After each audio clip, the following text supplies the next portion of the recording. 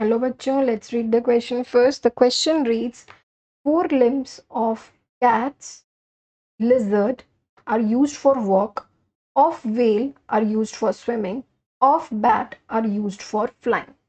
These are the example of, आपको यहाँ पे क्या किया बच्चों, जो फोर लिम्स हैं किस किस के, कैट के, लिजर्ड के, आपके वेल के और आपका बैट के, ये कंपेयर किए गए हैं किससे, जैसे कैट एंड लिजर्ड के किस में यूज होते हैं, वॉकिंग के लिए।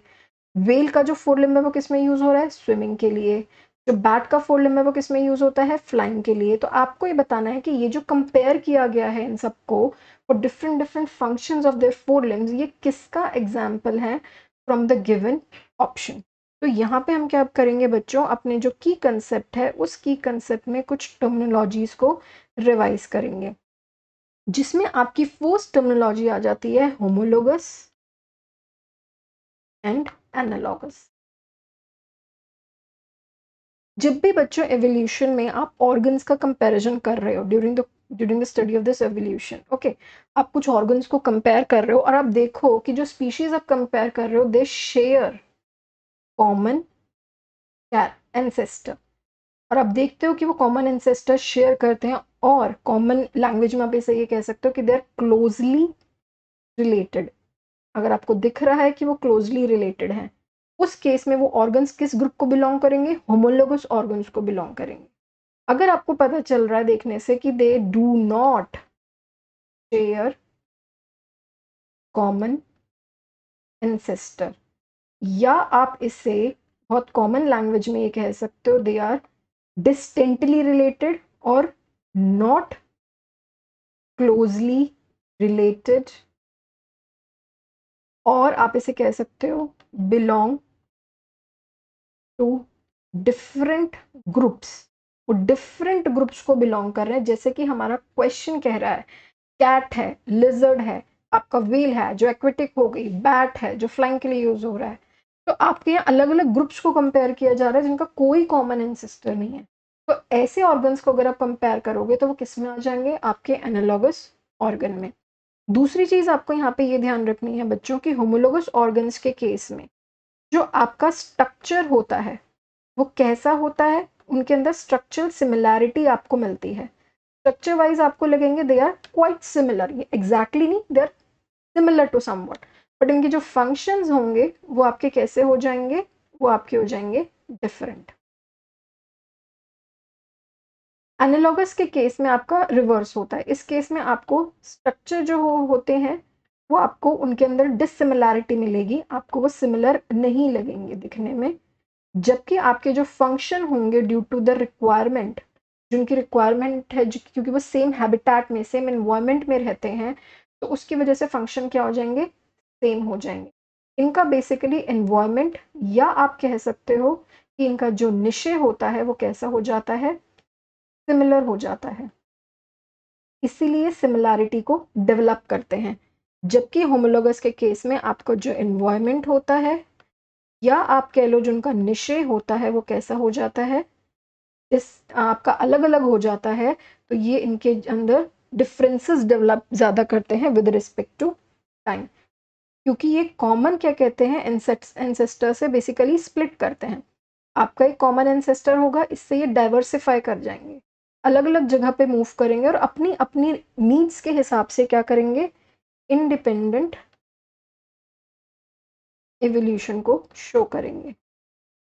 ओके, और अलग अलग नई स्पीशीज में कन्वर्ट हो जाएंगे, और इसीलिए कई बार हम इसको डाइवर्जेंट एवोल्यूशन से भी लिंक करते हैं होमोलोगस ऑर्गन को।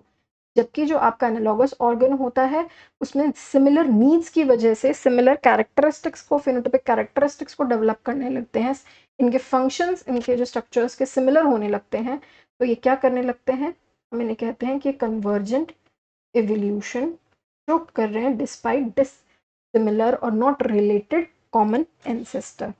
अनदर टर्म जो बच्चों हम यहाँ रिवाइज कर रहे हैं वो आपकी आती है adaptive adaptive radiation. Adaptive radiation क्या कहती है बच्चों कि आपका अगर एक कॉमन एंसेस्टर अलग अलग रीजन्स में डाइवर्सिफाई कर जाए, इसको हम क्या, और अपने अपनी नीड्स के हिसाब से डेवलप करने लगे और नई स्पीशीज में कन्वर्ट हो जाए, this is species one, this is species 2, this is 3, this is 4, this is 5. They're separated geographically. ये geographically क्या है, सेपरेटेड है। अगर दोनों कंडीशंस अराइज हो रही हैं कि आपके पास यहाँ पे क्या था, यहाँ पे आपके पास कॉमन एंसेस्टर भी था और ये कॉमन एंसेस्टर स्प्लिट कर गया अलग अलग रीजन्स में और इंडिपेंडेंटली ये क्या कर रहे हैं, एवोल्यूशन शो कर रहे हैं, तो इस मैकेनिज्म को हम कहते हैं एडेप्टिव रेडिएशन। क्या कहते हैं, एडेप्टिव रेडिएशन। अब हम अपने क्वेश्चन पे वापस आते हैं और देखते हैं कि ये किसको बिलोंग करता है। यहाँ हमने क्या देखा बच्चों, यहाँ हमने देखा कि हम यहाँ पे डिफरेंट ग्रुप्स जो हैं उनके डिफरेंट फंक्शंस हो गए। फोर लिम्ब का फंक्शन यहाँ पे क्या है, वॉक का, व्हेल के केस में स्विमिंग का, बैट के केस में फ्लाइंग का। तो हम यहाँ क्या देख रहे हैं, यहाँ फंक्शन क्या हो रहा है, डिफरेंट हो रहा है, बट हमारा जो स्ट्रक्चर है वो कैसा है, सबका वो है फोर लिम्ब। तो यहाँ पे ये क्या शो करेंगे, ये हमारे यहाँ पे शो करेंगे आपका ये होमोलोगस ऑर्गन्स जो है वो हो सकते हैं, या एक कन्वर्जेंट एवोल्यूशन क्यों नहीं हो सकता, क्योंकि ये आपके एनालॉगस ऑर्गन्स नहीं है। एनालॉगस ऑर्गन्स के केस में स्ट्रक्चर कैसा होता है, बेशक डिफरेंट पर फंक्शन सेम होना चाहिए, बट यहाँ सबका फंक्शन सेम नहीं है, तो यहाँ पे एनालॉगस ऑर्गन्स नहीं हो सकता, तो फर्स्ट ऑप्शन आपका गलत हो जाता है। लाइकवाइज आप देखोगे कि एनालॉगस ऑर्गन किससे रिलेटेड है, कन्वर्जेंट एवोल्यूशन से, तो कन्वर्जेंट एवोल्यूशन भी इसका आंसर नहीं हो सकता, तो फोर्थ भी आपका गलत हो गया। या तो यहाँ पे ऑप्शन आपका सेकंड बनेगा या ऑप्शन आपका 3 बनेगा। यहाँ पे बच्चों आप क्या देख रहे हो कि होमोलोगस, यहाँ कुछ ऑर्गन, आप एक ऑर्गन को उसके फंक्शन वाइज कंपेयर कर रहे हो, तो ये आपका एग्जाम्पल हो जाएगा होमोलोगस ऑर्गन का।